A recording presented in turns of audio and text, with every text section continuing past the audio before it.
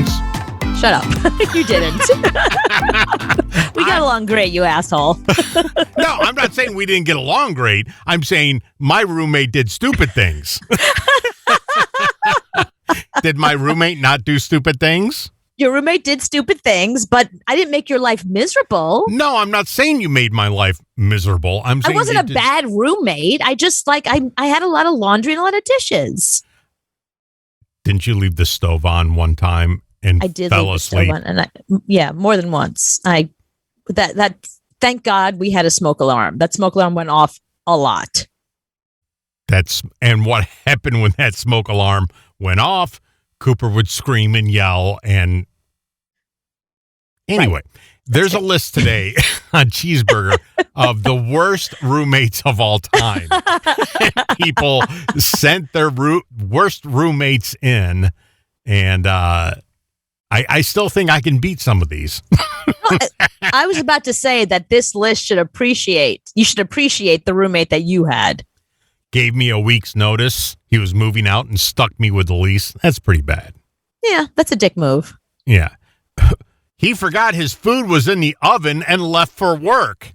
I woke up to the sound of an oven beeping, and apparently he took the batteries out of the smoke detector. So the smoke detector did not go off. Okay, so at least I had my own batteries for my own vibrator. I didn't have to take the batteries out of the smoke detector for my vibrator. God, that stupid freaking smoke detector. God, I hated that thing. We heard from that thing a lot. That was like a third roommate at our house. God. I mean, if you took a warm shower, the smoke detector would go off. You would make scrambled eggs and it would go off. It didn't like eggs, remember? It's an egg. It hated eggs. There's no smoke. It's an egg. Then we would, in the middle of winter, have to open every window. Yep, and the door. We'd have to open the door and air the place out. Just get the stupid thing to stop screaming. And then when the battery would go out, they would not stop. Right, that's true. It'd chirp all night. Mm-hmm. Oh, I hate the thing. Okay, this guy took a stale bag of Doritos and poured only a few in a fresh bag of Doritos. The result was 1 in 10 chips were stale. Not enough for me to throw out the whole bag, but enough to taint the experience. So someone's a bad roommate because of one bag of Doritos? I'm sorry, you're the nightmare. No. They took one bag of Doritos and put a couple of stale Doritos in the good bag of Doritos, so you would think the whole bag is tainted. Oh, like a prank? Yeah. Oh, okay, that's a dumb prank. That's a terrible roommate. That's a terrible move. We didn't discover until he moved out, but apparently he'd been smoking cigarettes in his closet and ashing onto the shelf that runs along top of it. The guy already stepped outside like 10 times a day to smoke and would often smoke 2 cigarettes in a row when he did. I never have known another smoker who smoked that much. My God, that guy is a problem. Yeah. If you're smoking outside, then you have to go inside and smoke more in your closet, you have a problem. Frying fish on a stove with mustard oil. Yeah. Well, it just smells. Yeah. Well, not bad, not dumb. The dumbass roommate couldn't figure out how to turn on the AC, so he left the fridge open for like 8 hours to cool the apartment right after I've gone grocery shopping. That's just annoying. But that's something you would do. I had a roommate once. I had a lot of roommates. I've had a lot of roommates in my day. I had a roommate once who I didn't realize. I knew her from camp, like when we were like little. We ran into each other when we were older, and she was looking for a roommate. I was looking for a roommate. We were like, let's live together. We went to camp together when we were 10. This will be fine. So here we were, like, however you all do when you move in somewhere with somebody, 19, 20, whatever. And I didn't realize that she was nuts.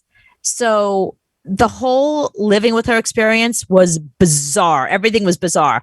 So we decided we were going to buy furniture. So we decided ahead of time that what she was going to buy and what I was going to buy, and that whatever I bought, I would take with me when we moved out. And whatever she bought, she would take with her when she moved out. Mm-hmm. Well, the living room was closer to her bedroom than mine. My bedroom was like kind of in the back. you know. So I bought the couch. That was one of our deals that I was going to buy the couch. But she spent so much time on the couch that she said to me one day, I'm taking the couch with me. You can't have it. And we had like another year of our lease. I was like, well, I'm not going anywhere, but it's my couch. She's like, I'm going to have my father and my brother come here and sit on the couch and not let you take it. My whole family's going to come. We're all going to sit on the couch. We're not going to let you take the couch.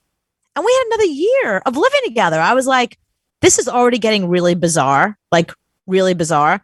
So I was the dick roommate at that point who moved out she went away for a weekend, like a long weekend. And while she was gone, I hired a man with a van. I took my couch and my stuff. You took the couch. I took the couch and I took my stuff and I bought the couch and I got the hell out of there. But how do you work that lease though? Luckily it was in her name. Oh, you're a bad roommate. You're probably number 8 on this list. You think? Yeah, took the couch, moved out, and didn't pay the lease. Stuck me with an apartment in New York. Yeah, that's a bad roommate. No, she was already the psycho roommate. She would like have guys over. You psychoed her. No. I had to get out there. I get out in the end. She would pick up guys at bars, strangers at bars. Okay. Bring them to the house. They would be drunk and they would come banging on my door when they were done with her, like your turn. Mm-hmm. So I had like all these locks on my door. You know, I was like, you're putting me, and I said to her many times, like, this is dangerous. You can't bring strangers. Go to their house if you want to be dangerous, but don't bring strangers here. Like, you can't do that. It's not cool. But she did it all the time anyway. So I didn't feel safe there. So I had to get out, me and my couch. Okay. Number 1, Cooper, bad roommate. All right. You spend an average of 416 days of your life in the bathroom. I do personally, me? Adults. The average adult will spend a total of 416 days of their life in the bathroom. Not if you have stomach issues. Not if you have. There's more than that. You think that's double that number? Listen, as somebody that has celiacs, I'm telling you right now, it's twice that. So who spends the most time in the bathroom, men or women? No, definitely women, because we're in there to put makeup on. We're in there to color our hair. We're in there showers alone. Like my boyfriend takes a long time in the shower, but I take even longer when I do like a deep conditioning. I got to shave. Mm-hmm. So no, women definitely spend more time. We got more to do. We're busier. See, I would think it was men that spend the most time in the bathroom because some guys go in the bathroom for an hour and just sit there and read a magazine. Yeah, my boyfriend watches Pawn Stars and American Pickers. I hear it coming out of the bathroom. It's like nobody poops for 30 minutes. Like he's literally in there just hiding from me watching television on his iPad. Well, that's understandable because there's only one bathroom and one bedroom and one room, really. And it's the only place he can go to get any peace privacy. And quiet. Yeah, it's true. Uh-huh. So I would think it was men. You say women. Well, men will spend 373 days using the bathroom around 23 minutes a day. Women will use 456 days, about 30 minutes a day in the bathroom.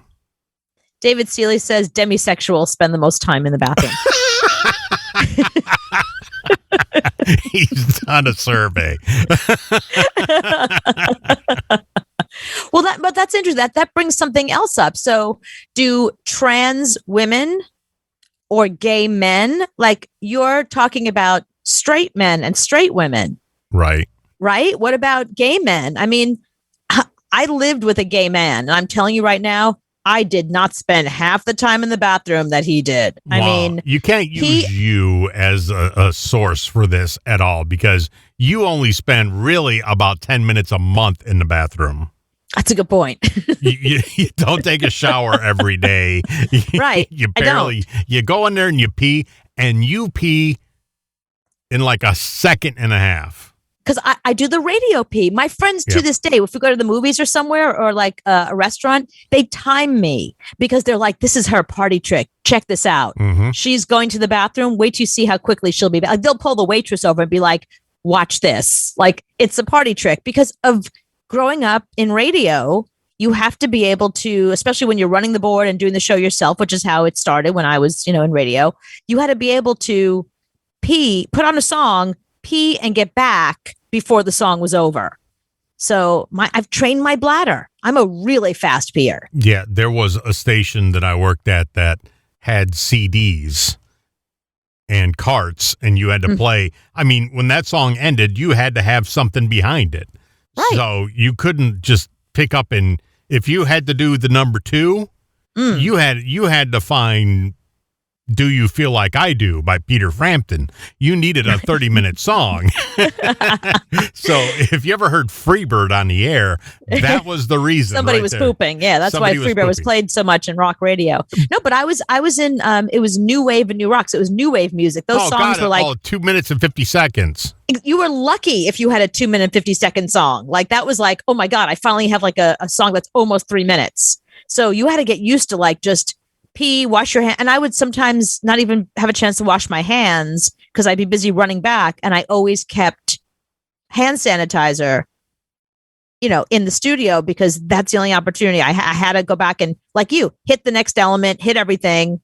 Yeah, it wasn't fun. Yeah, freaking Green Day when they came out, all songs were 2 minutes and 3 seconds. Oh, It's like, I don't even have was the time to worst. queue up the next song. And when I was at that station, I would have to pee, do number 2, and I was a smoker. So I would have to, run outside, smoke a cigarette in 13 seconds, and then run back into the studio. at least the station I worked for had the radio station on in the bathroom. So you can hear where the song was at. So you knew, you had an idea. But stations don't do that anymore because No, like one now, station we were at didn't do well, it. one station didn't. But then, it depends where you work. I mean, there's some places you work where the station is all through the hallway and you can hear it if you're in the bathroom right by, you can definitely hear it. It's not in the bathroom. But there's a lot of places now where they have so many stations and the bathroom is elsewhere that they can't play all the stations. Yeah, it's really at the same time. really difficult. Yeah, like iHeart was tough. Right. Well, and the problem with the last station we worked at, they didn't play it in the building at all, and you couldn't pick up the station in the building if you had a radio. Right, exactly. So the only place you can hear the station was in the actual radio studio. It wasn't in the hallway. It wasn't in the lobby. Listeners would come by to pick up tickets and they'd be playing old MTV. Remember? Right. But our office was right next to the studio. And I remember I had a radio Right. and I wanted to have a radio on so I could hear when we have to go on the air. Mm-hmm. We couldn't pick up the station. Couldn't pick up the station. Yeah. At my you could open the door to the studio and hear it, but you couldn't hear it on the air.